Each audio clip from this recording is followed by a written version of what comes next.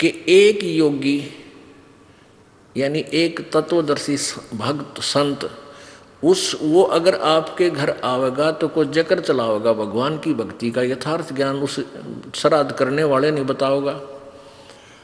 श्राद्ध का अर्थ होता है श्रद्धा से किया गया धार्मिक अनुष्ठान। तो ये कहाँ ले गए इसने, ये तो फिर पेट भरण पर आ खड़े करे इन्होंने। ये वो श्राद्ध वो उद्देश्य दूसरा बना दिया इन्होंने। तो संत पूर्ण संत होते हैं, वो ज्ञान देते हैं, अपनी मजदूरी करते हैं, पहले पूरा ज्ञान समझाते हैं वो क्या कहना चाहता है, भगवान कैसा है, कौन है, और फिर 2 रोटी खाएंगे कि तब बाद में उनके, या अपनी आरती उर्ती करेंगे 100 प्रकार के अपने क्रियाक्रम करके जब कभी भोजन खाते हैं। तो वो हो सकता है उस प्यारी आत्मा का समझ में आ जा भाई भक्ति ये करनी चाहिए, ये श्राद्ध नहीं करने चाहिए इस तरह। तो कहते हैं हो सकता है उन ब्राह्मणों का भी कल्याण करवा दे। एक समय एक रानी थी, भक्त संत रविदास जी की शिष्या होगी वो। अब जब तक वो संत रविदास जी कबीर परमात्मा के सर में नहीं आया था, यानी रहते थे साथ ही साथ वो, लेकिन परमात्मा ने भी उनको शरण में लिया नहीं था, क्योंकि रामानंद जी से उनको दीक्षा दिलाई थी। एक ब्राह्मण था और वो रविदास जी के पास गया और कहने लगा, रविदास जी चल गंगा में नहा के आते हैं। तो रविदास जी कहने लगे भाई, क्योंकि रामानंद जी को परमात्मा कबीर जी ने ये ज्ञान दे दिया था, तो रामानंद जी ने रविदास जी को वो ज्ञान जचा रखा था। तो रविदास जी कहने लगे भाई हमारी गंगा तो हमारा यहीं पर है, सिमरन है, और हम गंगा में नहीं जाते। काफी उसने कहा, नहीं मान्य रविदास जी। तो रविदास जी कहने लगे भाई एक काम करिए। तो ब्राह्मण कहने लगा कि भगत जी कुछ गंगा में कोई पैसे डालने हो दान पुण्य करने खातिर दे दे, मैं डाल दूंगा। उसने ने सोचा था ये 2-4 रुपये दे देगा, कुछ मंगा लिए, कह देगा डाला गंगा में। तो रविदास जी बोले भाई एक काम करिए, ये ले जा मेरा 1 रुपया, और गंगा जी हाथ काट के जो रुपया ले वह न्यू हाथ में पकड़े तो दे आइए ना, वापस ले आइए। अब उसने सोचा कौन देखेगा, उड़ा मैं अपनी जेब में डाल लूंगा और कह दूंगा दे दिया मैंने, वो हाथ में पकड़ा था उसने। अब उसने जाकर एक बार तेने बोल दिया, हे गंगा मैया, भगत रविदास ने आपके लिए 1 रुपया भेजा है, न्यू क्या है हाथ में ग्रहण करे। एकदम हाथ निकला बाहर और ले लिया। दूसरे हाथ में क्या निकला, एक सोने का सुंदर कंगन, वो पंडित जी को दे दिया, और गंगा ने कहा ये उस परम संत को दे देना, सोने का कंगन। अब पंडित जी का गया बेईमाना, अगर भाई के बेरा फटेगा, रविदास जी ने ठगा ला जेब भीतर ली में, और उसने आके राजा को दे दिया। अच्छे पीछे मिलेंगे। राजा ने अपनी रानी को दे दिया। रानी कहने लगी इस आते एक और चाहिए, ये तो जोड़ा होता है। उसके कुछ पैसे दे दिए, जैसे भी 20, 30, 50 रुपये थे उस कंगन के, पहले महंगे सस्ते होते थे भाव। अब राजा नवबामण फिर बुलाया, पंडित जी बात सुन, एक और लिया, नितरा बकल तारांगे जा नहीं ले आते। क्यों, उसा कंगन उसने सारा पटक सर पटक लिया, कितना नहीं पाया। वो जब दुखी हो लिया, अकीब जान बच्चा नहीं, रविदास जी के पास चले, शायद वो फिर 1 रुपया दे दे, मैं गंगा में दे आऊँ और फिर वहां से मिलेगा मुझे। तो फिर रविदास जी के पास गया पंडित जी, कहने लगे भगत जी आज तेरे हाथ में मेरे परिवार की जान है। राजा ने जब वो 1-2 बार नकारा कर दिया जी, और तो ना पाता, ने बोला रानी का आदेश है, या तो ले आ, नहीं तेरे पूरे परिवार ने कोल्लू में पीड़ाएंगे। पहले ऐसे जुबान पर कानून होता था राजाओं का। अब वो बना डर गया, फिर आखिर में आया रविदास जी के चरणों में पड़ गया, रोए पड़ा। रविदास जी कहने लगे क्या हो गया, क्या हो गया ऋषि जी, क्या बात है, क्यों रो रहे हो? नो बोला जी जान बचा दो, आज आपके हाथ में मेरे परिवार का जीवन है। रविदास जी बोले भाई कहानी बता क्या है? नो बोला जी आपने जो वो रुपया दिया था वो मेरी जान का झाड़ हो गया। रविदास जी बोले भाई कारण बता, मेरा रुपये का कह रहा है, पहले तू ये बता वो रुपया मैया ने लिया कि नहीं तेरी ने बोला जी मैया ने लिया, एक हाथ से रुपया पकड़ लिया, दूसरे हाथ से कंगन दे दिया सोने का। मेरे को आ गया लालच, मैंने दे दिया राजा को, उसने मेरे 150 रुपये दे दिए उसके, यानी उसमें 100 रुपये तो आजकल लाख रुपये के बराबर थे। अब उसने रानी को दे दिया, रानी ने जिद कर दी कि एक और चाहिए तो जोड़ा होया करे। अब वो दूसरा मैं सारा सर पटक लिया, मुझे मिल नहीं रहा, राजा का आदेश से जो दूसरा नहीं लेकर आया था मेरे पूरे परिवार को ख़त्म करेगा।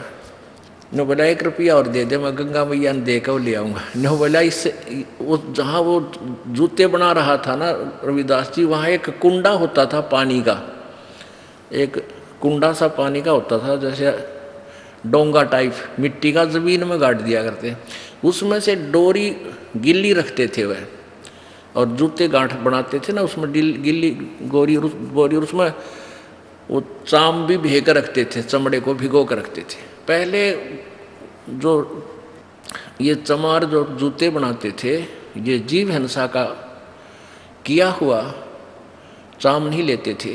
कोई स्वाभाविक कोई पशु मर जाता था, उसी का चाम उतार के, यानी वो पाप के भागी नहीं होते थे, तो उसमें चाम भी भिगोया करता था चमड़ा कुंड में।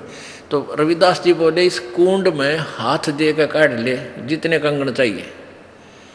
अब पंडित जी पहले तो दूर बैठा था, एक लत कपड़े से बोझ के, और मरता क्या नहीं करता, वो हाथ दे दिए उसमें, वो चाम के पानी में हाथ मारा तो उसके अंदर से 3-4 कंगन आए, एक जैसे, वो बिल्कुल डिटो कॉपी। अब रविदास जी बोला बाकी यहीं डाल दिया ना, और सामत आ जाएगी तेरी, एक ले जा अपना। अब उसने तो कलजा पाटन हो रहा था, वो तो लेकर चला गया। अब वो रानी ने पूछा भाई तू लाया कितने पल दनाटे था, सच्ची बता, उन्होंने सारी कहानी बता दी। तो वो रानी इतनी प्रभावित हुई ऋषि जी तय उससे, रविदास जी से, उन्होंने रानी ने उसको गुरु बना लिया रविदास जी को। और एक दिन फिर धर्म भंडारा किया, एक भोज देना चाहा उसने, कोई लड़के की पार्टी पूर्टी करके जन्मदिन वगैरह का। उसमें 700 तो ब्राह्मण आ रहे, ब्राह्मण पंडित जी, और उधर से गुरु जी को भी आमंत्रित करना जरूरी था कि गुरु के बिना कोई अनुष्ठान नहीं करना चाहिए। रविदास जी को बुला रखा। रविदास जी को रानी ने आदर सत्कार से अलग से एक सुंदर आसन बिछा कर उसके ऊपर विराजमान कर रखे। उधर से ब्राह्मणों को न्योता दे दिया, सामने ब्राह्मण 700 ब्राह्मण आके और पंक्ति बना के भोजन के लिए पोजीशन पकड़ गए, और उधर से भोजन परोस दिया, सामने भोजन परोस दिया। जब तक भोजन नहीं आता ना, इतना नीत रहा केला होंगे, जलेबी आओगी, लड्डू आओगी, वो ध्यान नहीं रहता कौन कित बैठा है।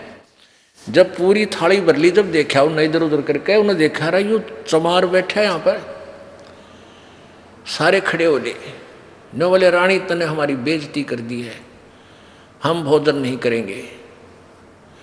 अब ये चमार यहाँ बैठा रखा है, तने तो हमारा दीन भ्रष्ट कर दिया, हम ब्राह्मण हैं। अब रानी कहने लगी ब्राह्मणों रोटी खानी है तो खा लो ना, मेरे गुरुजी तो यहीं बैठेंगे, ये नहीं उठेंगे यहाँ से। अब रविदास जी कहने लगे रानी बात सुन बेटी, आय अतिथि का अनादर नहीं करते, पाप लगा करे। रविदास जी खड़े हो गए और कहने लगे विप्रो, मैं अपनी औकात भूल गया था, मेरा स्थान तो आपके जूतों में है, मैं वहाँ बैठता हूँ जाके, आप भोजन पाओ, रुष्ट ना हो, इस बच्ची को दोष लग जाएगा। अब रानी मना करती है और गुरुजी के रविदास जी कहने लगे बेटी गुरु का आदेश पालन होता है, आप मत बोलो। और वहाँ जाकर बैठ गए जहाँ उन्हें जूते निकाल रखे थे। रविदास जी वहाँ बैठ गए, अपना भोजन कर रहे हैं। अब वो पंडे लागे छक्कन पे रोटी फटाफट। अब प्रत्येक पंडित के साथ में एक रविदास भोजन खा रहा है। 700 पंडित और 700 रविदास जी रूप बन गए। और उनके साथ में रोटी खावे। वो सामने वाला पंडित कहता है, अरे तेरे साथ ये चमार रोटी खा रहा है। रविदास कहता तेरे साथ भी तो खा रहा है। वो कहता तेरे साथ भी तो खा रहा है। अब सारे कूद कूद पड़े। रविदास जी कहते हैं, ए ब्राह्मणों, मेरी और इंसल्ट मत करो, मैं तो देखो यहाँ बैठा हूँ, मुझे बदनाम मत करो। वहाँ देखा सचमुच वहाँ भी बैठा और सातस्य रूप में उनके साथ खड़े। तब रविदास जी खड़े हुए ने बोले, पेट भरो, तुमने ना तो भगवान का बेरा, तुम तो पेट भरने की का ठेका ले रहे हो। कहने लगे तुम इस जनेऊ से मोटे मोटे टांग रखे नो। तो परमात्मा रविदास जी बोले, जनेवा तो मुक्ति ना हो भाई, भक्ति से मोक्ष होगा। और तुम जनेवा चाहते हो, कहते अपना को हथियार गेल ले रहे थे चाम छोलन का, इतनी लंबी खुरपी सी वैग रहे। वो कहते हैं यूँ, वो तो एक लीला थी, कौन सी खाल पाड़े थे, एकदम न्यू करके दिखा दिया। न्यू बोले देखो मेरे अंदर सोने का जनेऊ है भाई, तुम तो इस सूत का बोझ मरो। तब कहते हैं 2 घंटे तक प्रवचन किए उस पर संत ने। वो 700 के 700 पंडितों ने वो जनेऊ काट कर फेंक दिए, रविदास जी के चरणों में शीश समर्पण कर दिया, नाम ले लिया। गरीबदास जी ने लिखा है 1.25 मन सूत होया था उनके गला में का, 1.25 मन सूत, और उनने उन 700 पंडितों का उद्धार कर दिया। तो यहाँ क्या बता रहे हैं, वही बता रही है ये विष्णु पुराण कि यदि एक सत साधक के सामने 1000 ये पेट भर श्राद्ध खानिए भी बैठे हों, उनका भी उद्धार और श्राद्ध यजमान का भी यानी भगत का भी उद्धार वो एक ही योगी कर देता है।